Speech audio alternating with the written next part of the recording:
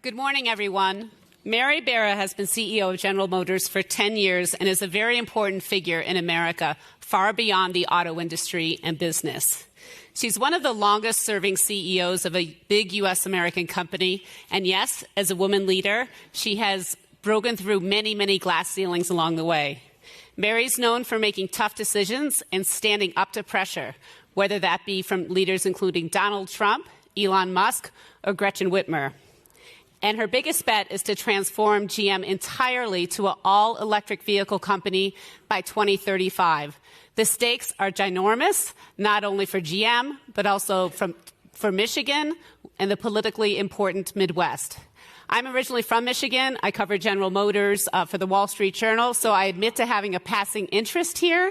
But I'm so excited to talk to Mary about leadership, change, and your bet on electric vehicles. So thank you so much for making the trip. Well, Rebecca, it's great to be here. Thank you. Thank you very much. It's great to be here. And, you know, at General Motors, we're in an industry that's going through a massive transformation, whether it's EVs, autonomous vehicles, and the fact that the vehicle is a communications platform. So there's so much going on, so I'm looking forward to it. Great. Well, I want to just start at the beginning. You actually have worked at GM your entire life and then some, because you worked your way through college on the plant floor where you inspected, I believe, hoods and fenders. You helped pay your way through college by working at General Motors and went to college at Kettering Institute to be an engineer. How does that shape your view as a leader, being someone who has literally never worked anywhere else other than GM? Well, I did work at Felice Quality Market, where quality is our middle name in high school. Okay. I was the snack bar person. But no, important point. Yes, but no. Since I was 18 years old, I've worked at General Motors, and working in the co-op program. It allowed me to pay for college, and because my dad was a die maker at GM and had retired the year before I started. So GM is rich, has a rich history in my family. But I think understanding what it means to work on an assembly line and understanding the hard work that all of the men and women of our manufacturing team do, I think it's been a fundamental benefit. And understanding how it works, right from the line all the way up to all the other areas in the business, it really helps you, especially when you're in transformation. So I consider it just one of the most important things I did was to have worked on the line and started there. Do you ever worry that it makes you a little too insular in thinking? I mean, we're always, as leaders, looking for the fresh thought. And if you've just been there so long, does that make you vulnerable to that? I think you have to make sure that you are constantly looking outside. I mean, I think, in the 80s and 90s, I think that was a big part of General Motors' issue. They were too insular. But, I have made sure it's actually a priority for me that we have a very diverse leadership team, and not just diverse from gender, race, but also from different experiences, different industries, and different backgrounds. So I think that's what helps us make sure that we're not just listening to ourselves. But frankly, I think what's most important is we listen to the customer, and we try to drive that we don't win until the customer says we win, and that focus, I think, is the most important.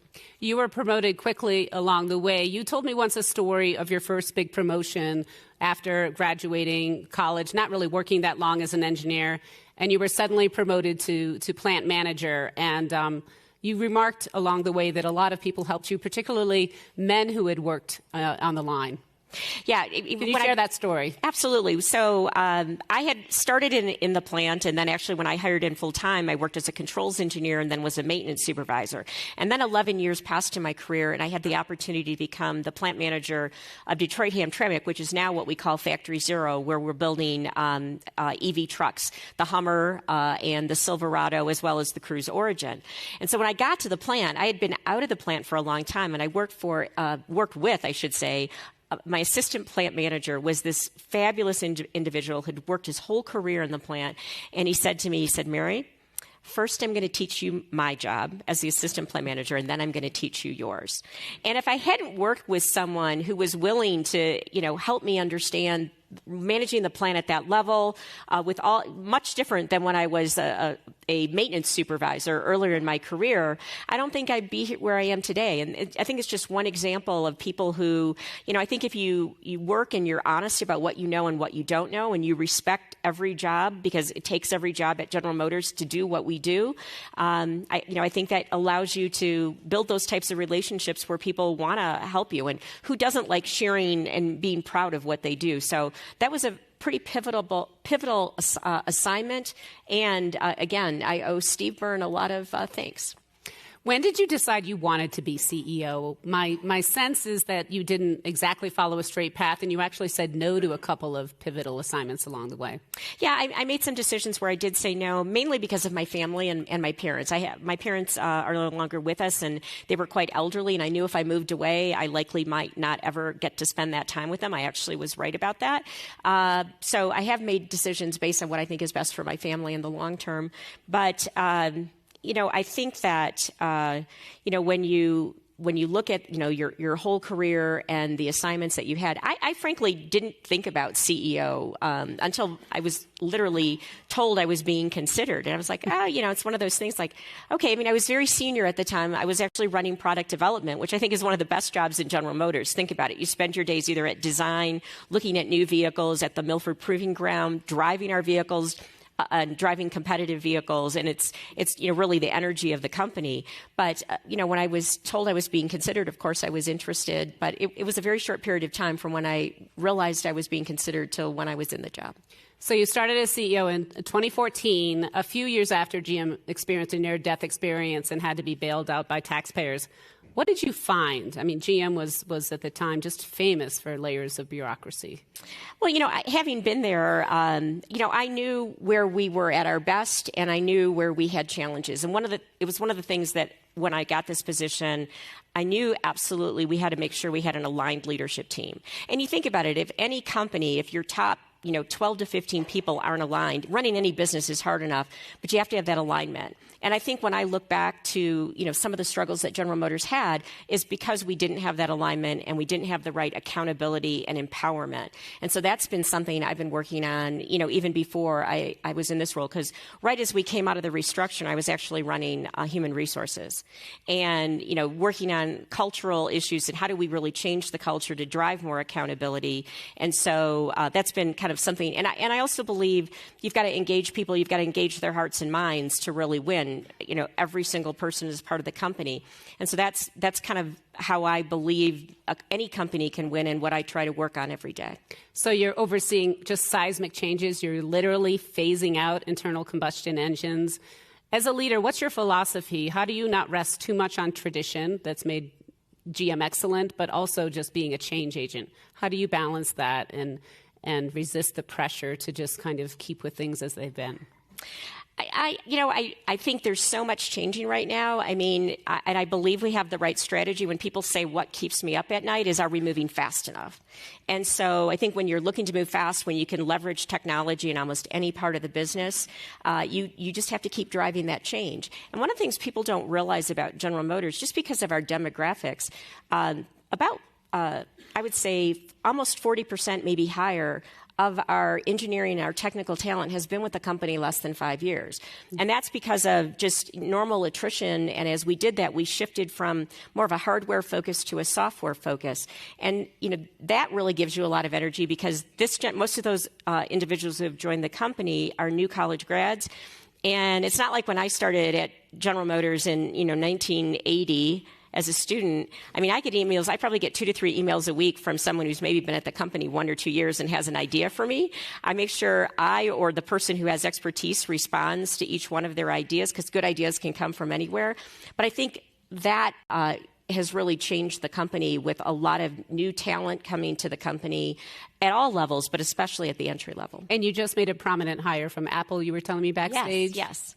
Yeah, we just hired Mike Abbott, who just most recently was at Apple, and he is running, we put all the software together because software is so, we really have to become a software-first company with what the vehicle can do. And so he's, just been here about a month now and is already driving really positive change. And I think that's an example, too, of bringing people outside resources, especially in areas and industries that maybe have done something before it's become the mission critical in the automotive industry. So take us inside a little bit this moment. I believe it was in 2021 when you just decided I'm betting everything on electric, getting rid of internal combustion. I believe it was before a lot of the other American automakers did. And did you just feel that you needed to do something that dramatic to in a sense, catch up to Elon Musk and hold your own?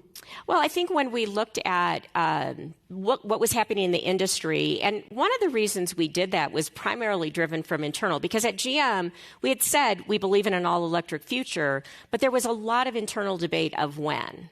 And so when we looked at our plans and we looked at the regulatory environment and realized, we thought the right thing to do was to get our entire portfolio from a light-duty perspective to be all electric by 2035, that was a big statement. But when we did it, we mainly did it because we needed to get everybody internally in the company stop debating when and start working on how to make sure we get it done. And so it was a very important announcement because it stopped the debate.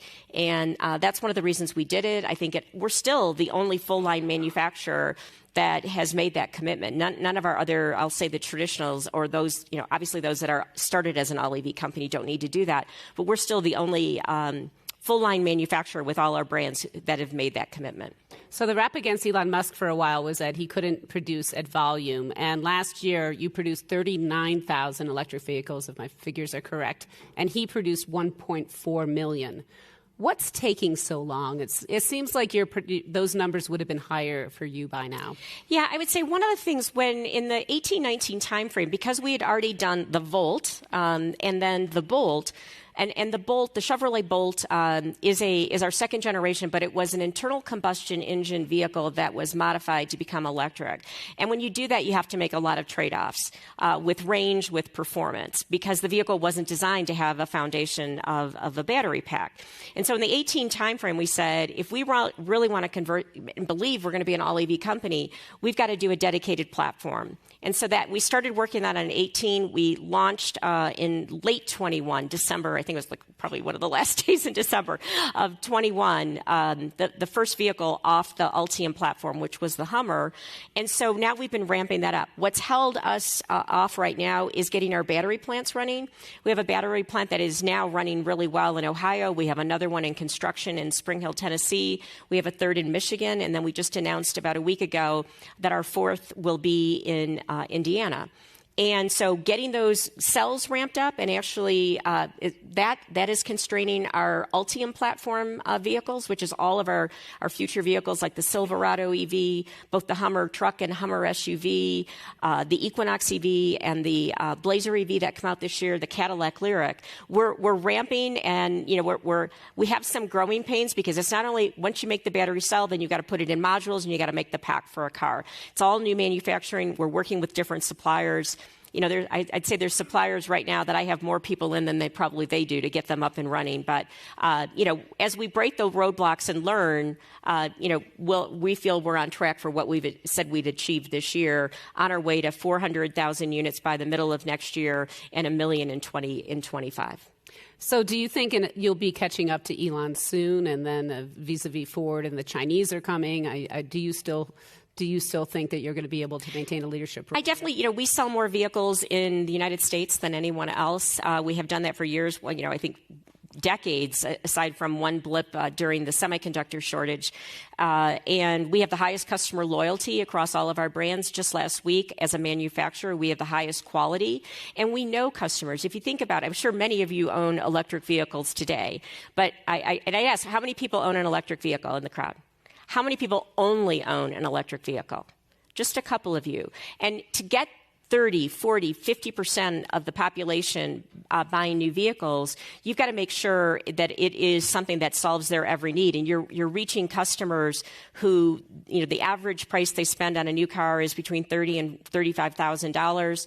It's their only vehicle. If there's 2 cars in the household, They need both of them to go to work, and they need to know they're going to have a reliable charging, that they're going to have reliable service. And so, we're working hard to build that, but those customers we know really well. And so when you think about EVs, I think last year, less than 10% penetration. Quickly, we have made the commitment to be at 50% by 2030. You've got to reach those customers. And I think our brand strength, our loyalty, the loyalty and the quality that we have, we're on track to do it. And also, we're going to have a portfolio of vehicles. We're not replicating our internal combustion engine portfolio, but we're really being strategic about having affordable vehicles, having luxury vehicles. We have a truck franchise right now. We sell more trucks in this country than anyone else, making sure we maintain that with the Silverado EV, the Hummer, as well as the GMC Sierra EV. So, with the vehicles we have now, with what we'll have a year from right now, it will be dramatically different. Okay, so you've set me up. I am a Bolt driver, and you're discontinuing the Bolt. And a lot of people care. Swisher drives the Bolt. There's been a lot of buzz about the Bolt, and it feels like you're there and then, getting some fans, and then you're making a big change. I think you're absolutely right. There's tremendous equity and loyalty to the Chevrolet Bolt EV, and it is built off of our second generation technology, but it's a very important vehicle in our portfolio. So, people have to wait and see what we end up doing. Perhaps a hint of things to come. Okay, you mentioned chargers. There was obviously a seismic announcement a couple of weeks ago. Ford said that it made an agreement with Elon Musk to go with the Tesla charger, and then you followed. How much of that decision was predicated on Ford, and how difficult is it for you to do that with a competitor? Like, Musk is someone who you've just competed viciously against for years. I wouldn't say viciously. I would say aggressively. I don't think of myself as a vicious person, but it's a really great point. So we had been having conversations. I think one of the big things we wanted to make sure that our customers would still we have aggregated many different charging companies into the My Chevy app or the My Cadillac app, the My GMC app, and we didn't want to lose that relationship, because think about how often you need to charge. And so I think one of the breakthroughs was, they agreed they would provide the information that it would go through yours, and also that we get the same cost for our customers that Tesla customers do. And so as we saw that change occurred, we evaluated it, and then we also looked at it from a customer perspective. And our technical team said, frankly, the other charging standard was done, by the standards body, the Society of Automotive Engineers. But when you looked at it, we thought the durability, the reliability, and the cost was cheaper. And so, anytime you make a decision from a customer perspective and you're not choosing the most cost-effective, better solution, you do that at your own peril. And then for General Motors, it allowed us in one, agreement to make, starting next year, instead of having 13,000 chargers across this country available, we'll have 25,000. And so when I think about enabling people and solving that issue that they trust the charger's going to be there, it was a pretty, a decision that was not that hard to make, and we did it pretty fast. So you did a Twitter Spaces with Elon Musk. Are you now, you were one of the first CEOs to back off Twitter as a platform, as an advertiser, when he took over. Does this mean that you are going to be returning?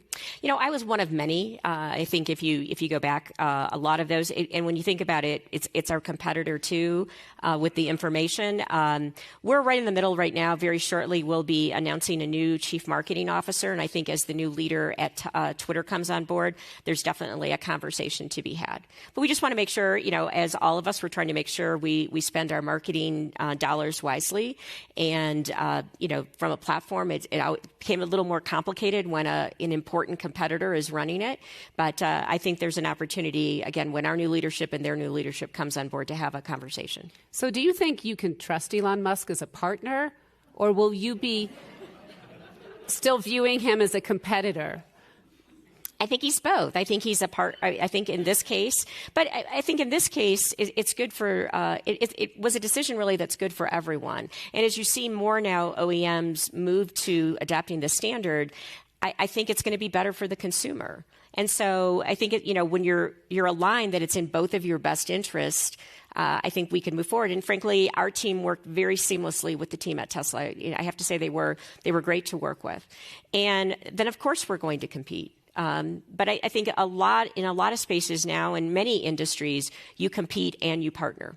So we have a partnership with Honda where we're doing a lot of work with Honda. We've done partnerships in the past with Ford. So frankly, I think the industry would benefit from doing more partnerships. So getting back to difficult decisions, you decided to pull GM out of Europe. You've had to close, I believe, at least 5 assembly plants as you make the transition to EVs.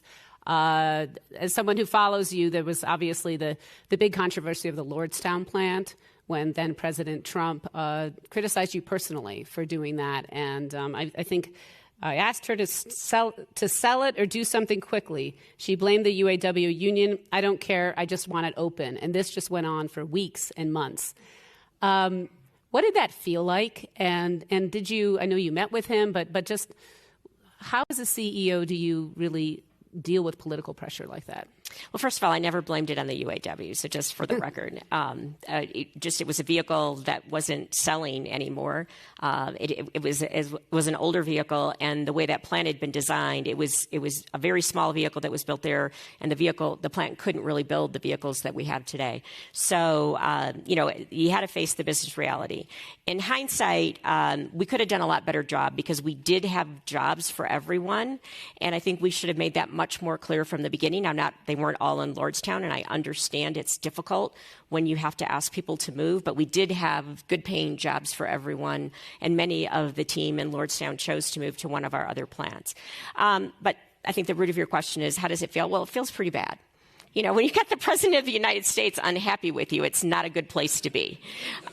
Note to self, everyone, kind of. So, we tried to work through it. We did feel a commitment to the community there in Lordstown. That's where our first battery plant is.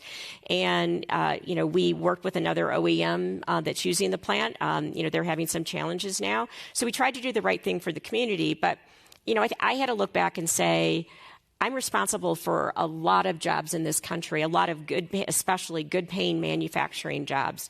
And if I don't make the right decision to make sure the company's healthy and can compete and we can reinvest in our future, I put a lot more at risk. So as difficult as it was, and I think we could have communicated better, learned a lot, it still was the right decision for General Motors. And, you see us now, one of the plants we thought we were going to close, it was Detroit Hamtramck, which is now Factory Zero.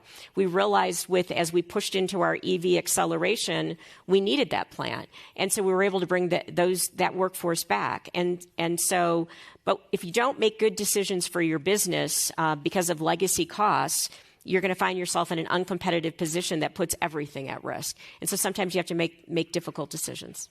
The stakes are just so high for your success, not only for Michigan, for the Midwest, this ecosystem that really stitches together a lot of the Midwest, which is so politically important. Do you feel that pressure on your shoulders? Someone was telling me last week that you were at a breakfast and someone said, when GM gets a cold, Michigan gets a flu. I mean, you really still are such an enormously influential company in the Midwest in the country, even though your actual employment is much lower than it used to be. Yeah, but I would still say Michigan, we have a tremendous amount of work in Michigan, where our headquarters is. For a lot of our technical talent is there. We just made a big announcement for a Lake Orion plant that we're converting it to be our second truck plant. We're building a battery plant there. So we are investing big in Michigan. I do feel the pressure, but I feel that in every state because, no one likes to close a plant. So we're trying to make sure as we move through this transformation, we can take everyone along that's part of the GM team right now. And we've made a lot of strategic investments already. So I'm proud of what we're doing. But again, it all starts with you have to have a fundamentally healthy business to be able to that's the best way to secure everyone's future. And that's what we're working on. But we are very proud of our footprint in Michigan. And I'm very proud of our manufacturing workforce because the jobs are hard and they do a great job. And frankly, they were some of the first workforce back during COVID. And they learned, wore the mask, followed all the different, as we learned what COVID really was. And and we're the lifeblood of General Motors.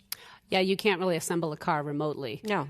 And you at some point had backtracked on one of our favorite topics, return to office. Are you now at 3 days mandatory, or where do you stand on that? We're asking everybody to come in 3 days, but let's remember, as I mentioned, our manufacturing team, our warehouse team, our design team, our R&D teams, they came back about 6 weeks after the world shut down. They were back in the office, and so I'm grateful for all of them. For our talent that did have the flexibility, we started with what we called work appropriately. And what we asked everyone to do is be where you can do your best work.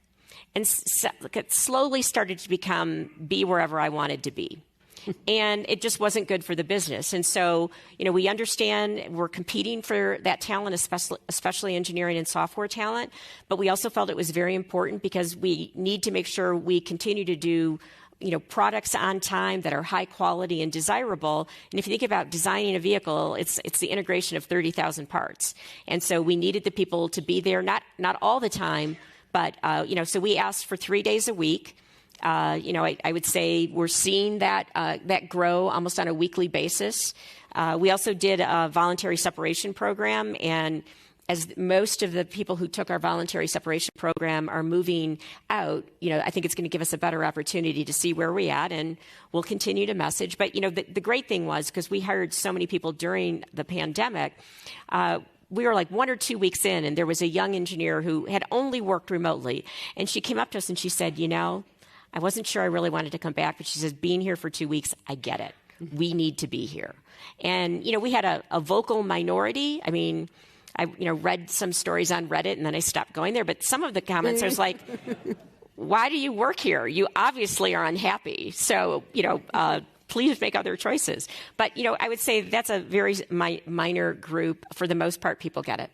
So you mentioned 30,000 parts, and just at a higher level, doesn't an electric vehicle, it has fewer parts, and so that means that eventually you're going to need fewer workers. How does that calculus go? I mean, obviously you're retrofitting plants, but is that just obviously you had some contentious talks with the UAW, and that's going to be a real challenge. But again, as we look at the demographics of our workforce, and some of the things that we've done is, for instance, building battery plants, that was work in the past that had been done by a supplier.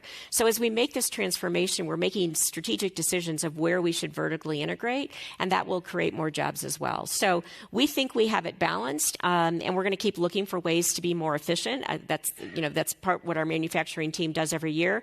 But we've balanced it by also having additional vertical integration. So you're pretty confident that the employment level will at least stay stable? If we as we continue to succeed, I'm very proud. I should say almost all of the electric vehicles, whether it's the Bolt, we have long waiting lists or interest in all of these vehicles, and so if we continue to design and build compelling vehicles with high quality that people want to have, that's what's going to be the opportunity to make sure we have jobs for everyone. I have a bunch more questions here, but no, not yet. But I'm going to open it up. I'm going to open it up in a few. Mary, I just have to ask you about China. It's been so much in the headlines. GM has a storied tradition in China, I think dating back to the 1920s, where the emperor drove a Buick, and the Buick has been a big name there. Obviously, I believe you have 50,000 employees there. There's a growing competition in China, and also growing controversy about being in China. How are you, I guess, first of all, viewing what's happening in the market there? Your market share has declined quite significantly. And, are you optimistic? There's a growing sense of nationalism there. People like Chinese brands. And so how are you feeling about your prospects in a business sense? Yeah, first of all, we hope that the two countries can find ways to have a level playing ground and have policies that allow, the right interaction and commerce between the two countries. We have seen a shift. Right now there's over 100 all-EV automakers in China. 100? Over 100. Capacity utilization in China is 50%. That's not sustainable. I think less than a handful are profitable. So there's a lot of sorting that has to happen there. We do have strong brands, from a premium space with Cadillac and Buick, and then Chevrolet as well. So I think part of it is, the economy is still recovering. We're starting to see our EV sales now grow. I think we were a little late on having some of the right EVs in country.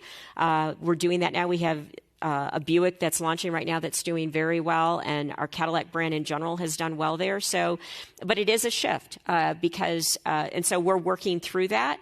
I don't know if we'll ever, with that many new entrants, I don't know if we'll ever be at the 14% that we were, but I think we can have a sizable business there in China for China from an autonomous perspective, from a communications perspective, and I think with just the way the technology is sorting out, specifically in China, it will be China in China for China. And so on the other side, being against China has become one of the only bipartisan issues uniting Washington right now. There's a lot of concern in the business community of what about a Russia moment, a potential invasion of Taiwan. The Journal had a story this morning that a lot of companies are kind of siloing their China business. Others are diversifying away from China. What is your reaction to that? Are you going to try to move some of this to other countries, or how do you answer as one of the big U.S. companies in China to these concerns? Well, I think, as I said, we hope that the two countries can find a plane where they're gonna be able to work. We think there's an opportunity there. But what we learned through COVID, over the last 20 years, the auto industry the supply chain is completely global. And unlike Russia, there's a lot of it in China, and it's not we'll move it somewhere else because somewhere else doesn't do it. Doesn't make that component, doesn't have that technology. So it's not just moving where you buy your parts, it's creating a whole new space. But what we also saw is, with the pandemic, you need much more supply chain resiliency. Some of the single sourcing or having everything come from one place is just not good business. And so we're working on supply chain resiliency. But, I think the situation is very different than Russia. And that's not just for the auto industry. That's for several industries. It's for pharma. Many industries have that kind of dependence. And it goes both ways. So I think I've had the opportunity to speak to several members of the administration and Congress. It just, has to be done in a way that it would have, I think, a very dramatically negative impact for both economies if what the new normal isn't done with a lot of thought. Will your battery factories in the U.S. help you lessen your sourcing on China? But that was already a decision. We started building our plant in Ohio. We have a strategic joint venture with LG Energy Solutions, which is a Korean company. That was long underway before all of COVID and supply chain. So we were already doing that because what's kind of for us, in addition to going through the pandemic and then the semiconductor shortage and then just supply-based challenges, one of our biggest issues right now is logistics. I have vehicles built that I can't get on truck or rail to get where it needs to go. And so when you look at the logistics component, especially for big components, you need to build them much closer to where you're going to assemble them. So you are chair of the Business Roundtable, which is an incredibly influential group of CEOs. And in 2019, about 200 CEOs signed a letter that was really like a seismic shift in American business, stating that the interests of shareholders were no longer the primary interest of companies, and that all stakeholders, whether it be suppliers, employees, communities, and it was really seen as a turning point in business. It feels like a reconsideration of that. There's this anti-woke movement. There's a sense that actually shareholder value should be the primary interest of companies. Where is that discussion? And as leader, what are you hearing, and where do you think it should go? Well, I think the seismic shift that was written about it kind of wasn't really accurate, because when we as a group of CEOs, and I wasn't leading BRT at that time, but as we talked about it, you step back and if you're not doing the right thing for your employees, you're not treating your suppliers well. For us, it's our dealers, our unions, and the communities we live and work. It's not going to turn out well for the shareholders. The way we looked at it is, and I've talked to a lot of our long shareholders who, of course, understand if you do the right thing for the constituencies and you have good relationships, good partnerships, it's going to be better for the company and therefore better for the shareholder. So I think it was seen as this seismic shift that really was what good business was already doing. It wasn't attached to what now is termed woke. It was really just, doing the right thing for all the people you need to have a successful business. And so that's the way I looked at it. And I think most of the members of the BRT look at it the same way today. So you don't think there's really any retrenchment then? I mean, there's talk about DEI and companies, and there's a reality, actually, that it feels like a lot of companies are stepping back from those ambitious goals just a couple years ago. Stakeholder activism is something that's actively being debated. Well, I think... I think some things on the extremes on both sides are being misinterpreted and, frankly, leveraged for not what their intent was at all. I mean, at General Motors, we want to be the most inclusive company in the world, but when I talk to our employees about it, I literally say, how many people have been at work and haven't felt valued or felt ignored? And I raise my hand. And I say, how did that feel? And then they raise their hand. I'll be like, it felt pretty bad, right? I go, well, why would we want anyone to feel that way? If we want to get, have everybody engaged, doing their very best work, being their true self at work so they can do their best work, we've got to have a culture at General Motors that respects differences. I'm not asking everybody to agree on everything. I'm asking them to have enough respect for each other, to value each other and respect the differences. And, when I talk to employees about it, they say, yeah, that's right. No one wants to feel bad at work. Everybody wants to feel like they're valued, that their work is recognized. And so that's what we're working on. And to have tolerance for the fact that we don't agree on everything. Because, if you put 10 people in a room, they're not going to agree on everything. So, I think, again, inclusion is just respecting differences. So as chair of BRT, you don't think there's going to be like a different letter or response or a revision of that original letter from 2019? Again, because it was, I think we all agreed it was when you have the right relationships and think through your shareholder, your stakeholders, it's doing the right thing for your shareholders.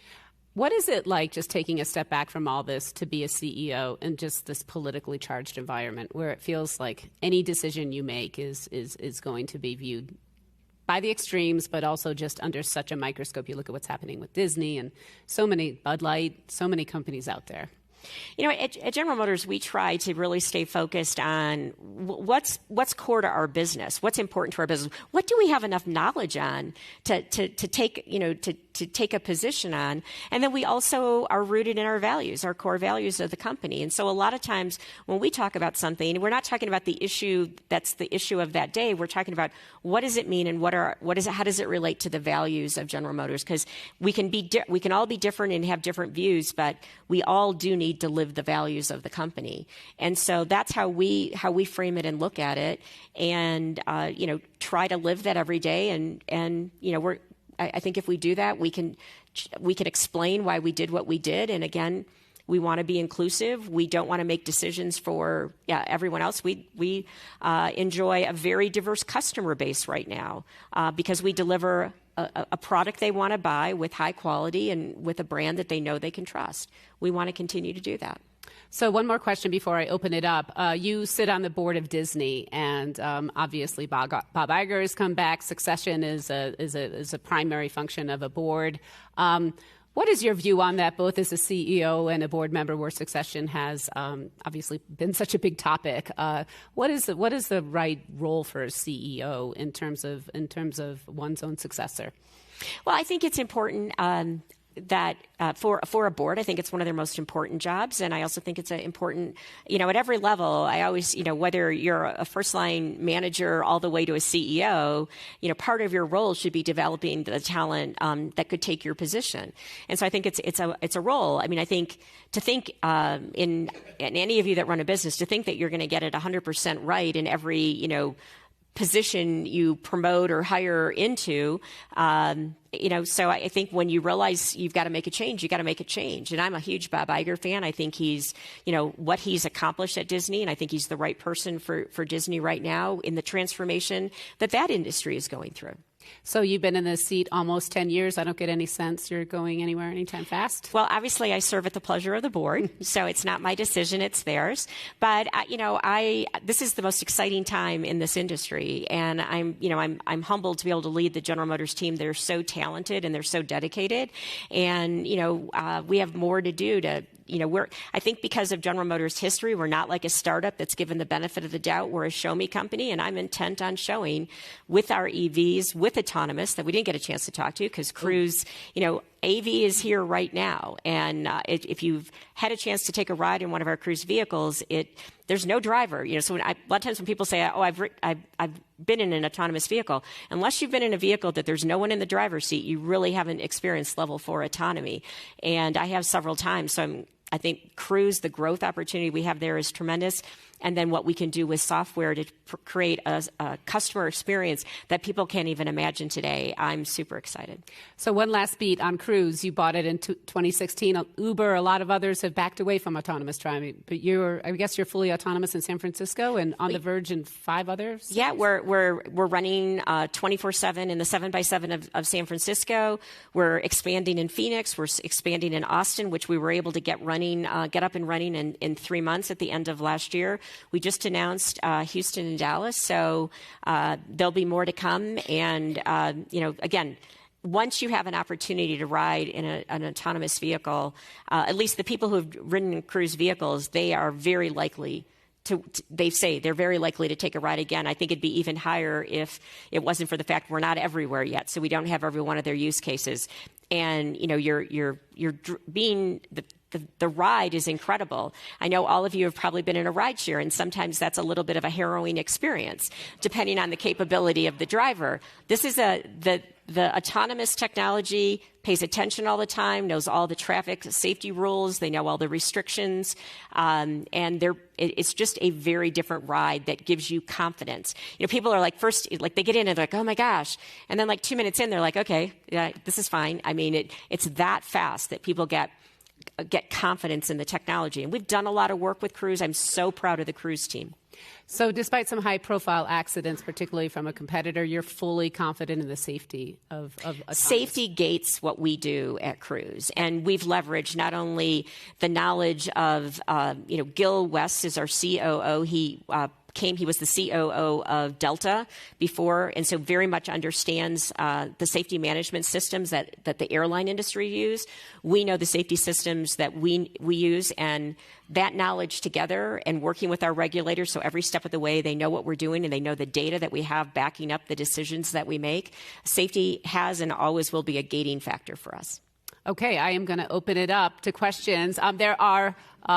I promised I would, and we still have a few minutes. There are microphones, so could you please, there's one right up in the front here. Sorry to make it hard for the first. If you could maybe state your name and Sure, absolutely. My name is Chris Gates, and thank you both for doing this. And it's a question actually for both of you, because you as a journalist, Rebecca, and Mary, of course, running this iconic business, have got kind of a relationship with each other day to day. Rebecca, how do you find something new to say about General Motors ongoingly? I guess I'll go first. I'm now president of NBC News, so I'm not actually the reporter covering General Motors any longer. I did that a number of years ago, but I have to say that being a reporter just has informed me of stories that I'm interested in as an editor. And you don't want to be that annoying editor who's always assigning specific things, but I do believe in the value of covering the country from the ground up, and certainly have had a front row seat to the importance of a company like General Motors. And I mean, you and I have known each other for a long time, and you've kind of tracked the success in all of your roles, starting with a reporter and all the way through what we're doing. So, I think I always enjoy talking to Rebecca because you have tremendous knowledge about our business and about the company. Thank you. Appreciate that.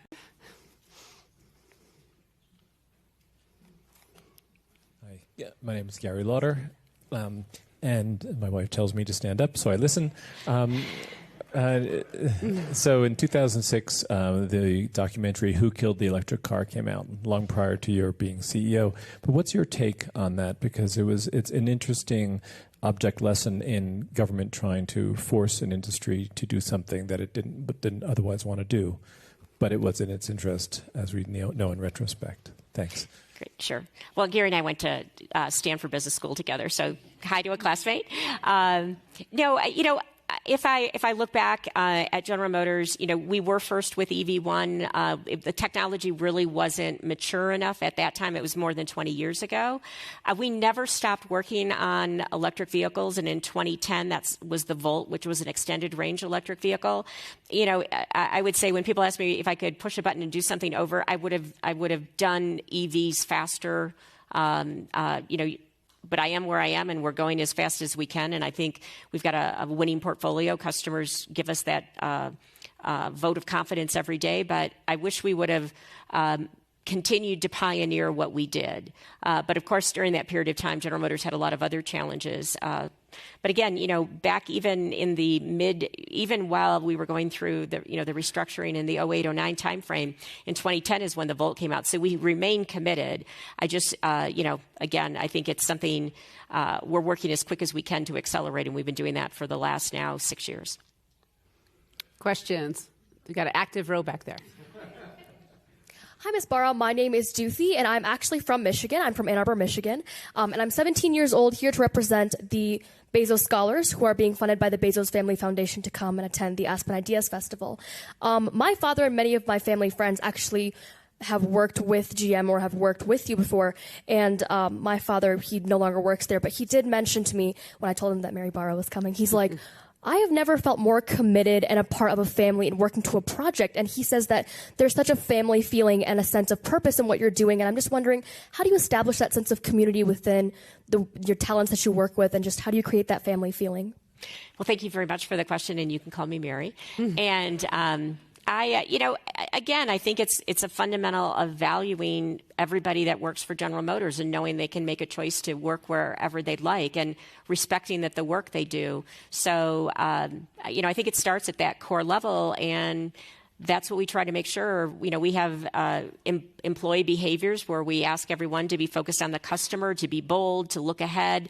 And, we talk about the values and how we want to win. So I think and then we communicate and communicate and communicate so people understand what we're doing and why. So I think those are just a few. Okay, one more question right there. Good morning. I have a governance question and a management question for you this morning.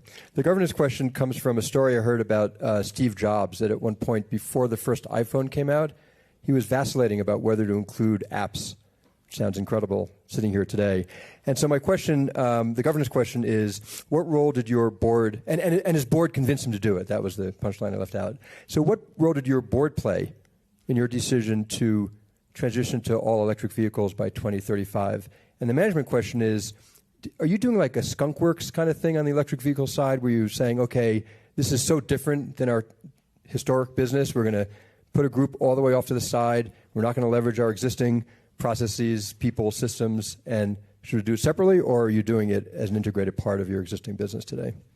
So the first question with the board, I have a fabulous board of people who have just tremendous experience in business, and so they do oversee the strategy of the company. But when I talk to the board, I always say, like, we don't just come with a decision with a bow wrapped around it and nicely. I always say we're going to take you on the journey. And so, as we learn, because then I get the benefit of their knowledge at every step, major milestone, that helps us make better decisions. So our board is very involved in helping and gaining insights into, strengthening the strategy that we put in front of them.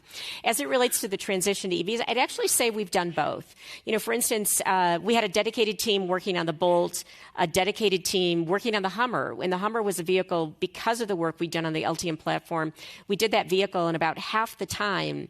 And it's really changed the way we develop vehicles. And we put a dedicated team, and we empowered them to say, go fast. You can't follow all of our normal processes or you won't make the time, yet we're not going to compromise safety or quality. So, and they just did tremendous work. And so then we institutionalize that, and that becomes the process that we use. And so I would say it's kind of iterative. We also have a dedicated team for all of the EV products. They all have their own chief engineers, and actually there's a vice president who has all the EV products. So we're trying to get the best of both worlds, because when you think about it from an EV perspective, what's different is the propulsion system. But the seats, whether the infotainment is the same, whether it's regardless of how the vehicle is propelled. So we're trying to leverage what's common so we can go fast and not have duplicate costs. But then in the areas that are all new, empower the teams to innovate. We have time for one more question. You've been patient right up here.